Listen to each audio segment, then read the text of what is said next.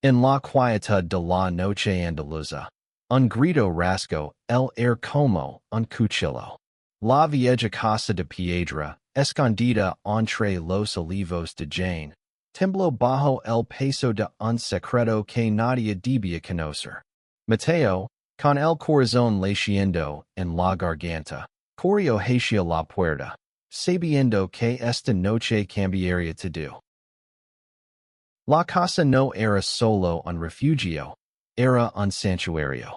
Mateo, de 24 años, había crecido en sus paredes, bajo la sombra de un padre autoritario, Don Rafael, y una madre, Carmen, que siempre miraba hacia otro lado. Pero esta casa, heredada por generaciones, guardaba más que recuerdos. Escondía un legado que su hermano mayor, Diego, estaba dispuesto a reclamar a cualquier costo. Diego, de 32 años, era el hijo perfecto a los ojos de su padre. Fuerte, ambicioso, y, según todos, destinado a heredar la fortuna familiar. Sin embargo, Mateo sabía la verdad.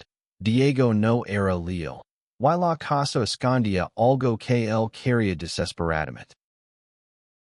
Mateo, con su cabello rizado y sus ojos verdes que parecían ver más allá de lo evidente, siempre había sido el diferente. Desde adolescente, supo que su amor no seguía las reglas que su familia imponía. Cuando a los 17 años confesó que era gay, el silencio de su padre fue más duro que cualquier grito. Pero en las calles de Granada, conoció a Alejandro, un fotógrafo de 28 años, cuya risa cálida y mirada profunda le dieron un hogar donde su familia no pudo. Alejandro, con su chaqueta de cuero y su forma de hablar pasada, era su ancla, su razón para seguir luchando. Esa noche, mientras el viento susurraba entre los olivos, Mateo y Alejandro estaban en la casa secreta, como llamaban a la vieja casona. Habían descubierto algo en el desván. Un cofre antiguo con documentos que revelaban que la casa no solo era de la familia de Mateo, sino que albergaba un testamento oculto. Ese testamento, escrito por su abuelo, declaraba que la casa y sus tierras debían pasar al hijo menor, no al mayor, rompiendo la tradición. Diego no lo sabía aún, pero Mateo sí. Y esa verdad lo ponía en peligro. La puerta crujió. Mateo se giró, su mano apretando la de Alejandro. ¿Quién está ahí? Gritó, su voz temblando pero firme. No hubo respuesta, solo el sonido de pasos pesados. Diego había contratado a dos hombres, figuras oscuras que ahora merodeaban fuera, con la intención de irromper y reclamar lo que creían suyo. Pero Mateo no era el débil que todos pensaban. Había aprendido a sobrevivir en un mundo que lo rechazaba, y esta noche, defendería lo que era suyo. Alejandro susurró. No estás solo, Mateo. Lo enfrentaremos juntos. Sus palabras fueron un faro en la tormenta. La casa, con sus paredes llenas de historia, parecía observarlos, como si supiera que esta batalla no era solo por la propiedad, sino por el amor, la identidad y la verdad. Los pasos se acercaron. Mateo respiró hondo, sintiendo el peso de los documentos en su mochila. Sabía que Diego no se detendría ni nada, pero también sabía algo más. Esta noche, en la cena familiar planeada para mañana, él daría un giro que nadie esperaba. La mesa estaba a punto de volverse en contra de quienes intentaban robar todo. La noche se alargó, tensa y cargada de incertidumbre. Mateo y Alejandro se atrincaron en la casa, revisando los documentos a la luz de una lámpara vieja. Cada página era una revelación. el abuelo de Mateo, un hombre progresista para su época, había dejado instructions claras. La casa no solo era un legado material, era un símbolo de resistencia.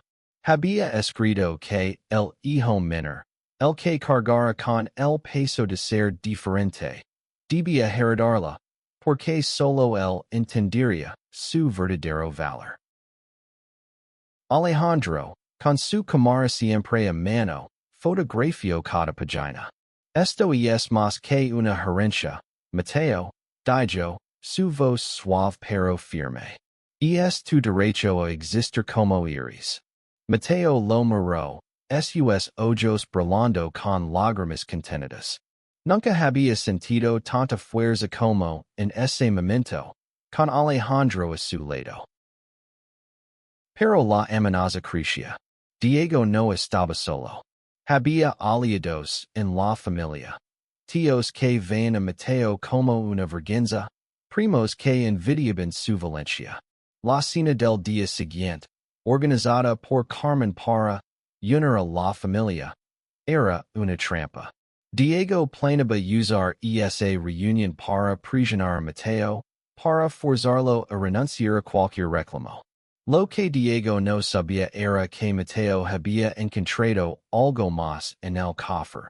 Una carta de su abuelo, dirigida a él, que hablaba de amor, de courage y de no rendirse jamás.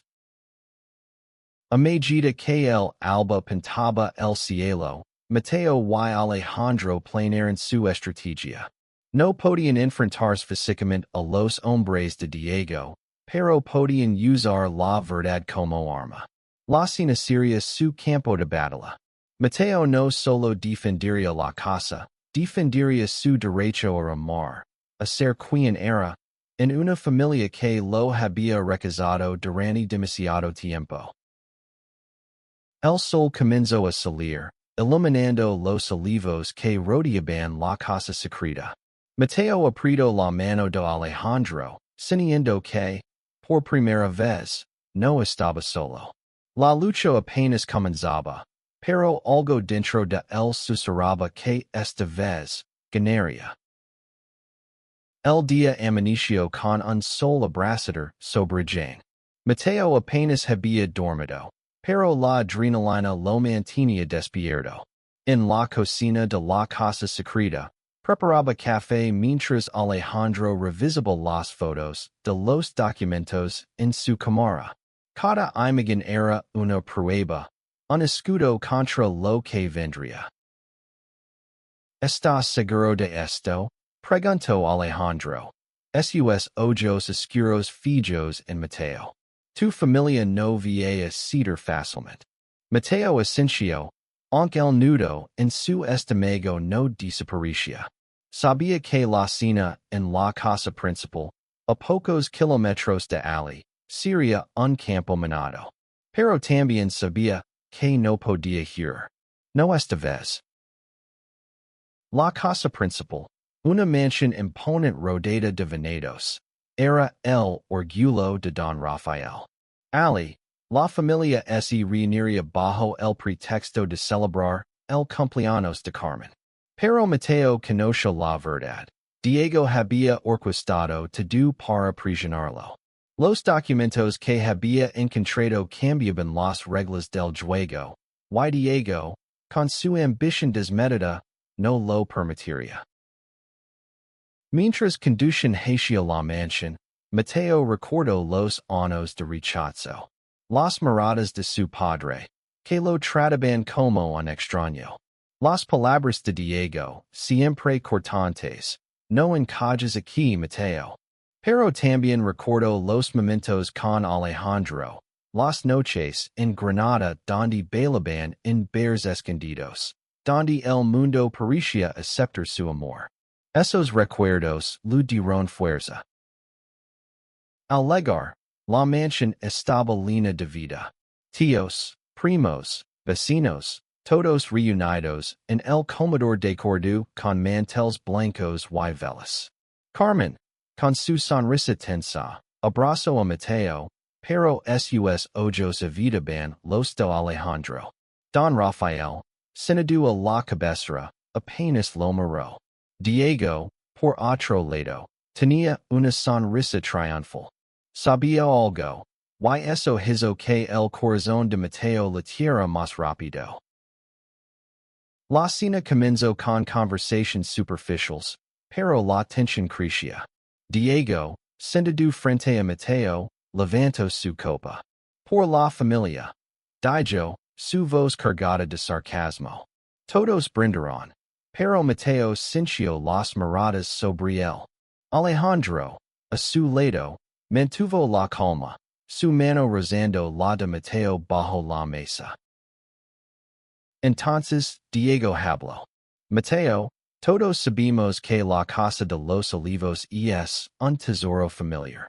Pero, ¿realmente crees que deberías cuidarla? No iris. Como nosotros. Las palabras caen como una piedra en el silencio. Carmen bajo la mirada. Y don Rafael apretó los labios. Los tíos murmuraron, algunos asintiendo. Mateo sintió el calor sobre el rostro. Quería gritar, huir, pero la mano de Alejandro lo ancló. Respiró hondo y se puso de pie. Diego. Dijo, su voz firme. La casa no es solo un tesoro. Es un legado. Y tengo algo que todos deberían saber. Sacó los documentos del cofre, cuidadosamente guardados, en una carpeta. Los extendió sobre la mesa, bajo las miradas atenidas de la familia. El abuelo dijo, un testamento. No iris tú, Diego, quien hereda la casa. Soy yo. El silencio se rompió con exclamations. Diego se levantó, furioso. ¿Crees que esto cambia algo? Esa casa es mía. Pero Mateo no retrocedió. Leo en voz alta las palabras de su abuelo, que hablaban de proteger a quien fuera diferente, a quien tuviera el courage de ser auténtico. Cada palabra era un golpe contra la fachada de Diego. Alejandro, en silencio, observaba con orgullo. Sabía que Mateo no solo estaba defendiendo una herencia, estaba defendiendo su lugar en el mundo. Pero la noche estaba lejos de terminar. Diego, con una sonrisa fría, susurró algo a un primo, y Mateo supo que el peligro no había pasado. La cena continuó, pero el aire estaba cargado de electricidad. Mateo había dado el primer golpe, pero Diego no era de los que se rendían. Mientras los platos se servían, Mateo sintió que la verdadera batalla apenas comenzaba. El comedor de la mansión parecía un escenario de guerra silenciosa. Los documentos de Mateo yacían sobre la mesa, desafiando la autoridad de Diego. Pero este no estaba dispuesto a ceder.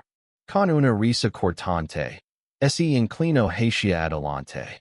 Mateo, ¿crees que unas joyas viejas van a cambiar lo que todos aquí sabemos? Eres una vergüenza para esta familia. Las palabras dolieron. Pero Mateo ya no era el adolescente asustado que temblaba ante su hermano. Miró a Alejandro, se calma le dio fuerza, y respondió. La vergüenza es tuya, Diego. Quieres la casa para venderla, ¿verdad? Para pagar tus deudas. Un murmullo recorrió la mesa. Diego palideció, pero su furia era evidente. Carmen intentó intervenir. Hijos, por favor, no es el momento. Pero Mateo no se detuvo. Sacó la carta de su abuelo, escrita con una caligrafía temblorosa pero clara. El abuelo sabía quién eres, Diego. Por eso dijo la casa para mí. Porque yo no la vendería. Porque yo entiendo lo que significa. Leo fragmentos de la carta, donde su abuelo hablaba de un mundo más justo, de un amor que no debía esconderse.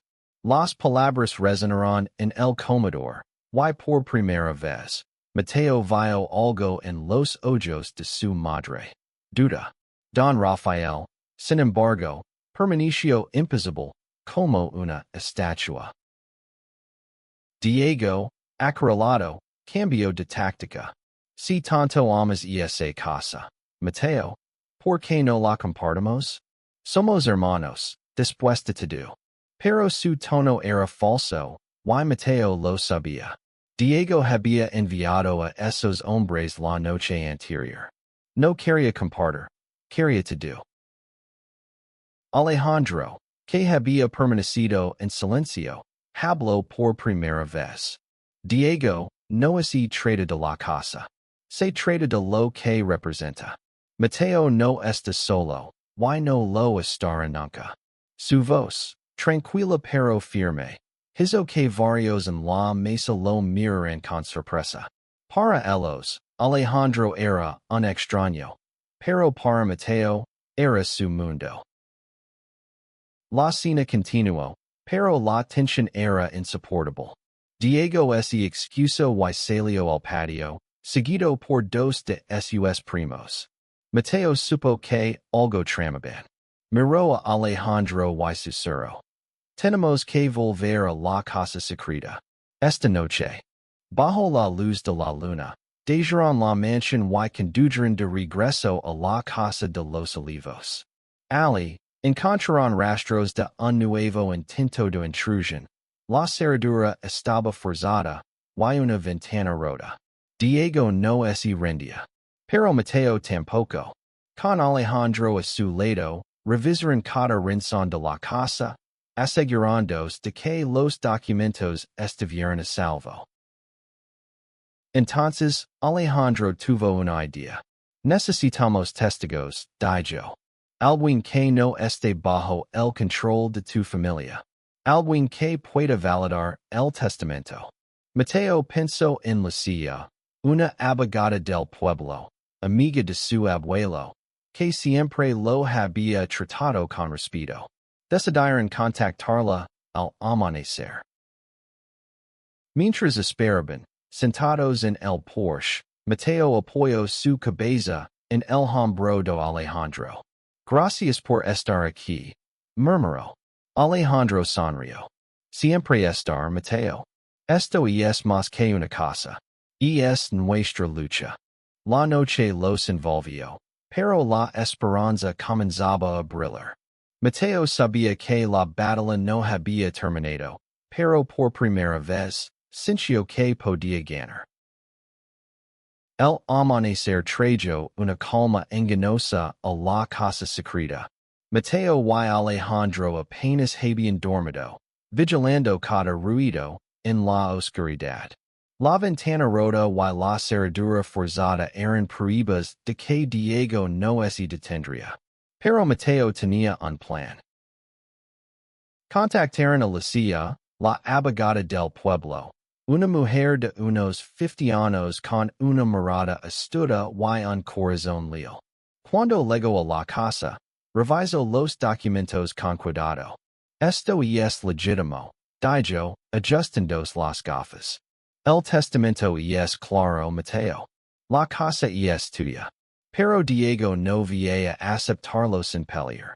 Lucia sugirió llevar el caso a un notario en Granada, alguien neutral que pudiera obtener el testamento. Pero eso significaba exponerse. Diego tenía contactos, y la familia de Mateo no era conocida por jugar limpio. Aun así, Mateo asintió. Hagámoslo. No voy a esconder más. Mientras Lucia preparaba los papeles, Alejandro y Mateo fortificaron la casa.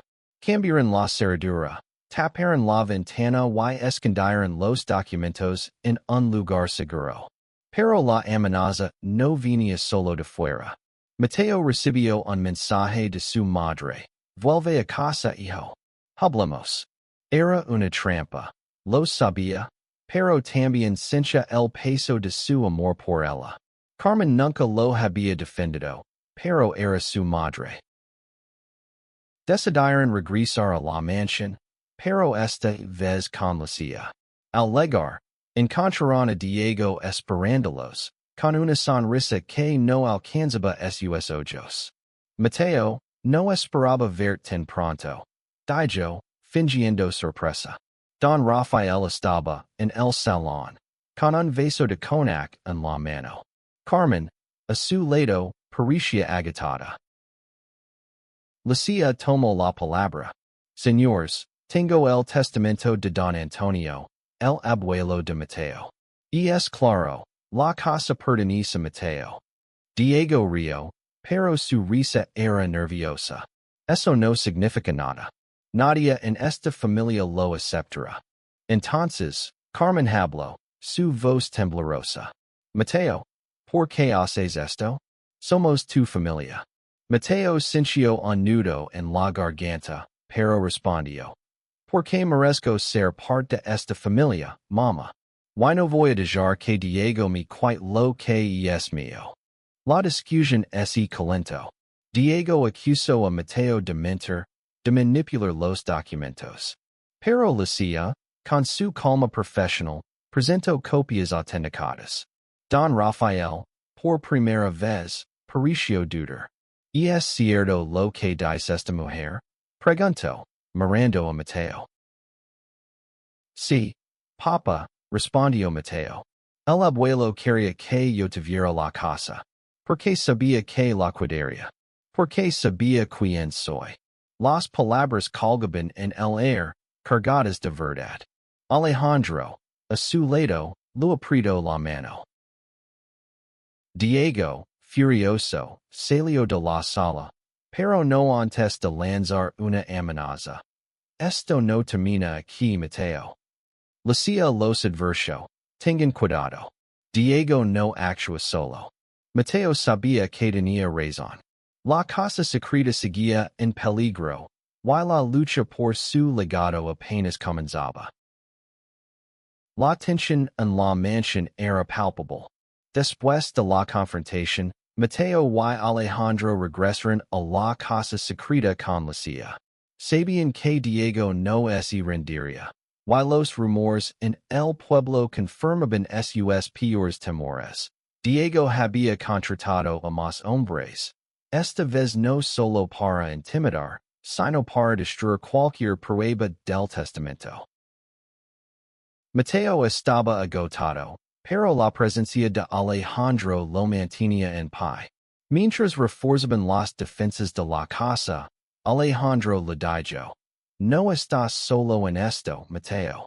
Esta casa es tuya, pero también es nuestra. Y es donde podemos ser nosotros mismos. Sus palabras eran un recordatorio de lo que estaban defendiendo, no solo una propiedad, sino un lugar donde su amor pudiera existir sin miedo. Lucia, mientras tanto, trabajaba sin descanso. Contactó al notario en Granada y aseguró una cita para autenticar el testamento. Pero también descubrió algo inquietante.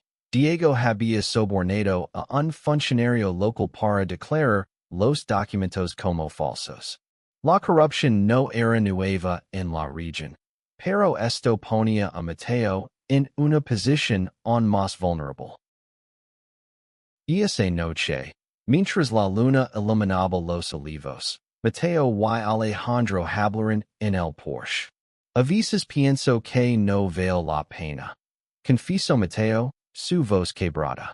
Toda esta lucha, solo para que me odien más. Alejandro lo abrazó. Vale la pena porque eres tú.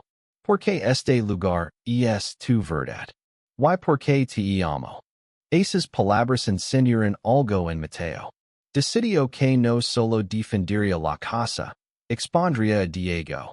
Con la ayuda de Alejandro, contactó a un periodista local, Sofía, conocida por sus investigations sobre corrupción. Lo enviaron copias de los documentos y pruebas de los intentos de Diego por irrumpir en la casa. Al día siguiente, Sofía llegó al pueblo. Era una mujer joven, de unos 30 años, con una energía implacable. Escuchó la historia de Mateo, miró los documentos y permitió publicar un artículo que sacara a la luz las acciones de Diego. Esto es más grande que tu familia, dijo.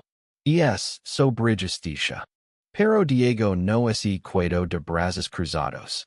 Esa misma noche, mientras Mateo, Alejandro y Lucia planeaban su próximo movimiento, un coche desconocido se detuvo frente a la casa. Dos hombres salieron, armados con herramientas para forzar la entrada. Mateo, con el corazón acelerado, llamó a la policía, pero sabía que no llegarían a tiempo. Alejandro tomó una decisión rápida. Distraímoslos, dijo, y salió al patio, gritando para atraer su atención. Mateo, aterrado, los siguió. Juntos, lograron mantener a los intrusos a raya hasta que las sirenas de la policía resonaron en la distancia. Los hombres huyeron, pero el mensaje era claro. Diego estaba desesperado. Con el amanecer, Sofía publicó su artículo. Las redes sociales en instalaron, y la presión sobre Diego creció. Pero Mateo sabía que la verdadera batalla sería en el notario, donde el testamento sería autenticado o destruido. La casa secreta, y de lo que representaba, pendía de un hilo. El artículo de Sofía fue un terremoto en Jane. Las redes sociales hervían con comentarios, algunos apoyando a Mateo, otros defendiendo a Diego como el heredero legítimo. Pero la verdad comenzaba a abrirse paso. Mateo, Alejandro y Lucia se prepararon para la cita con el notario en Granada, sabiendo que sería el momento decisivo. El trayecto a Granada fue tenso. Mateo no podía dejar de mirar por el retrovisor, temiendo que los hombres de Diego lo siguieran. Alejandro, al volante, mantenía la calma, pero sus manos apretaban el volante con fuerza. Lucia, en el asiento trasero, revisaba los documentos una vez más. Todo está en orden, dijo. El notario no podrá ignorar esto. En la oficina del notario, un hombre mayor con air severo, presentaron el testamento. Diego ya estaba allí, acompañado por un abogado de aspecto caro. Su sonrisa era confiada, pero Mateo notó un destello de nerviosismo en sus ojos. El notario examinó los documentos con cuidado, mientras Diego intentaba desacreditarlos. Son falsos, insistió. Mi hermano siempre ha sido un mentiroso. Mateo sintió la ira crecer, pero se contuvo. En cambio, dejó que Lucia hablara. Ella presentó pruebas adicionales. Las fotos de Alejandro, la carta del abuelo, y el artículo de Sofía, que ya había generado presión pública. El notario, impresionado, autenticó el testamento. La casa pertenece a Mateo, declaró. Diego salió furioso, pero no sin antes susurrar a Mateo. Esto no termina aquí. Sin embargo, por primera vez, Mateo no sintió miedo. La verdad estaba de su lado, y el apoyo de Alejandro, Lucia y Sofía lo hacía invencible. De vuelta en la casa secreta, celebraron la victoria, pero sabían que Diego no se rendiría. Esa noche, Mateo y Alejandro hablaron de su futuro. Quiero que esta casa sea nuestro hogar, dijo Mateo. Un lugar donde podemos ser nosotros mismos. Alejandro sonrió. Lo será. Pero primero, tenemos que asegurarla. Decidieron instalar cámaras de seguridad y contratar guardias. Lucia, mientras tanto, presentó una denuncia formal contra Diego por intento de robo y corrupción. La policía comenzó a investigar, y la presión sobre Diego creció. Pero Mateo sabía que la verdadera lucha era con su familia. Llamó a su madre y la invitó a la casa secreta. Carmen llegó sola, con los ojos llenos de lágrimas. No sabía todo esto Mateo, Daijo. Pens que hacia lo correcto, al quedarme calada. Mateo la abrazo, siniendo que, tal vez, había una esperanza para sanar. La casa secreta, ahora oficialmente suya, comenzaba a transformarse en algo más. Un símbolo de resistencia, de amor, de verdad. Pero la batalla final aún estaba por llegar. Los días siguientes fueron un torbellino. La autenticación del testamento había cambiado todo, pero Diego no se rindió. Mateo recibió amenazas anónimas, y la casa secreta fue vigilada por extraños. Sin embargo, el apoyo del pueblo crecía. Sofía publicó más artículos, y la comunidad comenzó a ver a Mateo no como el hijo diferente, sino como un héroe que defendía la justicia. Una noche, mientras Mateo y Alejandro pintaban las paredes de la casa secreta, planeando convertirla en un hogar, luego una noticia inesperada. Diego había sido arrestado. La investigación de la CIA y las pruebas de Sofía habían llevado a la policía a descubrir sus tratos con funcionarios corruptos. Don Rafael, humillado, se retiró a su mansión, pero Carmen comenzó a visitar a Mateo con más frecuencia. En una de esas visitas, Carmen trajo una caja vieja. Era de tu abuelo, Dijo. Dentro, Mateo encontró fotos de su infancia, cartas de amor entre sus abuelos, y una nota que decía, para el valiente que defiende su verdad. Mateo Loro, sintiendo la presencia de su abuelo en cada palabra. La casa secreta se transformó.